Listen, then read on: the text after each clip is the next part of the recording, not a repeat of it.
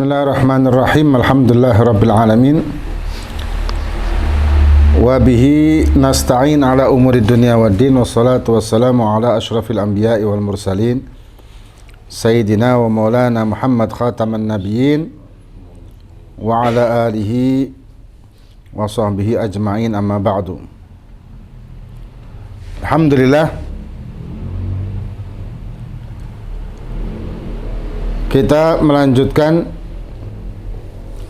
kajian-kajian tasawuf dan kita masih menukil dalam kitab Idza Asrar Umul Muqarrabin, penjelasan rahasia-rahasia ilmu para wali,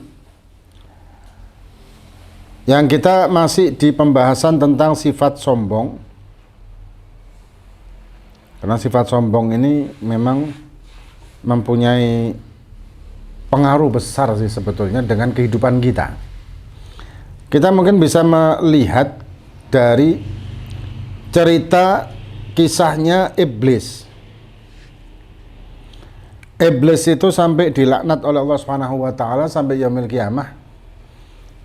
Padahal dia ini paham dan ngerti banget. Iblis itu kan ngerti betul kan? Iblis itu ngerti kalau dia ini bakal celaka dan masuk neraka. Dia tahu, bukan tidak tahu loh. Dan Iblis ini mengenal Allah Subhanahu wa taala dan meyakini Allah dan beriman kepada Allah aslinya kan. Iblis kan beriman kepada Allah aslinya. Cuman dia menentang Allah Subhanahu wa taala karena sombongnya tadi. Maka itu kesombongan ini luar biasa, penyakit sombong ini. Bahkan dikatakan oleh ulama tidak akan masuk surga selama di hati orang tersebut masih ada sifat sombong. La yadkhul jannah man qala fi qalbihi ana. Maksudnya aku loh, sing anu, aku loh, anu, aku loh, anu. Jadi kesombongan ini penyakit yang menghancurkan diri kita dan juga bisa menghancurkan orang di lingkungan kita juga. Dan dengan kesombongan, dia bisa menghancurkan dunianya dia. Misalkan dia sombong dengan kekayaannya. Ketika suatu saat dia mungkin kekayaannya lagi menipis atau gimana, dia berusaha mencari cara bagaimana dia bisa menunjukkan kekayaannya sedangkan dia sebenarnya kaya. Akhirnya kan bisa morat-marit tuh. Bisa utang sana utang sini lah, bisa berantakan kan hidupnya. Bisa kacau balau hidupnya dia. Ya, gara-gara sombong. Dan dari penyakit sombong itu nanti akan timbul penyakit heged. Kemudian hasud. Penyakit-penyakit yang akan menjadikan dirinya tidak disukai sama orang. Dan bahkan dirinya juga tidak akan suka sama dirinya.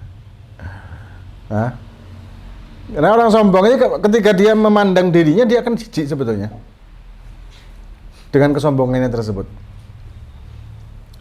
Walaupun dia punya kedudukan sih sebetulnya ya, punya kedudukan, misalkan dia punya kedudukan di masyarakat, dia punya tempat di masyarakat, tapi ketika itu diwujudkan dengan kesombongannya tadi, maka itu kayak tidak ada arti sama sekali dan justru menghancurkan dirinya.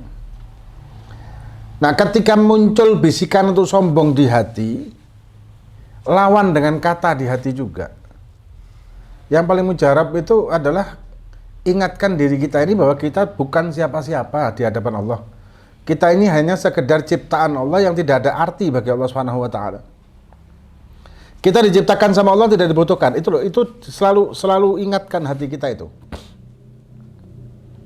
Ahdatsahu la lihtiyajil ilah. Diciptakannya Allah Subhanahu wa taala menciptakan segala sesuatu ya. La lihtiyajihi. Itu udah jadikan pakem lah di dalam hati kita. Tidak dibutuhkan sama Allah Subhanahu wa taala. Apapun yang diciptakan alam semesta dan segala macam isinya yang sedemikian hebat. Alam semesta ini kan hebat banget. Kalau orang belajar astronomi, maka makin kecil dia nih. Anak baca dulu waktu anak SMP. Anak suka baca bukunya Insinyur Abdul Razak Naufal. Judulnya Tafakur di Galaksi Luhur. Ajib itu kitab. Dia mengkaji astronomi dari sudut pandang agama, dari sudut pandang Al-Quran. Ajib, kitab itu ajib. Menjadikan kita seorang tidak ada arti di hadapan Allah dengan alam semesta yang demikian hebat. Ada lagi kitabnya Profesor Dr. Maurice Bucaille. Apa itu judulnya, lupa anak. Orang Belgia kalau nggak salah. Judulnya Sains dan Quran kalau nggak salah, judulnya seperti itu, anak lupa juga. Ada juga karangannya Kiai Bahauddin Mudhari. Ya, Kiai Haji Bahauddin Mudhari Madura. Judulnya apa juga terlupa, nah, itu utab lama itu. Dia Masya Allah ahli bahasa juga, pintar bahasa, orang astronomi juga, bahkan dia ada ilmu namanya ilmu metafisika, dia pakai ilmu metafisika. Ajib. Kita baca-baca seperti itu menjadikan kita ini kayak kerdil, kayak kita ini tidak ada artinya, dan kesombongan itu serta-merta akan lenyap, dan justru kita akan malu dengan kesombongan itu. Maka itu perlu juga kita pengetahuan supaya kita sadar apa sih kita ini, siapa sih kita ini. Coba kita renungi, kita ini siapa sih, apa sih kita ini, diri kita ini. Kita bisa melihat, kita bisa mendengar, kita bisa berbicara, kita bisa, apa sih kita ini, bentuk apa kita ini, sesosok apa kita ini, makhluk apa kita ini. Nah, kajian dengan ilmu pengetahuan maka akan semakin mengkerdilkan kita dan akan menahan kesombongan di diri kita. Karena kesombongan itu dahsyat, sekali lagi, kalau sudah kita terlena dengan kesombongan. Karena kadang ya, hawa nafsu itu membuat kita nyaman dengan kesombongan. Apalagi kalau misalkan ketika kita sombong, orang di sekitar kita itu memandang kagum.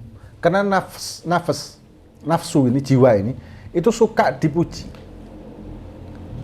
Jiwa ini suka dengan kedudukan, pangkat, derajat, kedudukan di masyarakat maksudnya.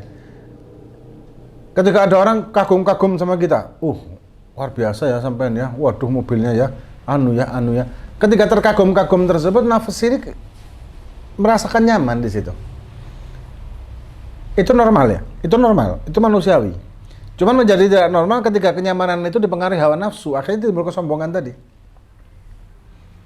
Maka itu kalau kita tidak segera melawan itu kesombongan, dengan kita nyadarkan diri kita ini apa sih kita, hakikatnya kita ini apa sih, kodratnya kita ini apa sih, dengan ilmu pengetahuan dan ilmu agama, maka kita akan terlena dan terbelenggu dengan kesombongan dan kita tidak akan nyadar ke iblis.